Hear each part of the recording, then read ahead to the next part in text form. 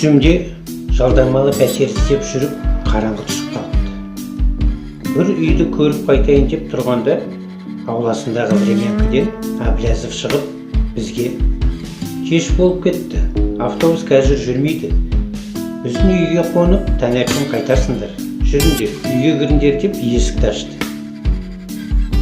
Кірсек, времянка бір бөлмелі екен.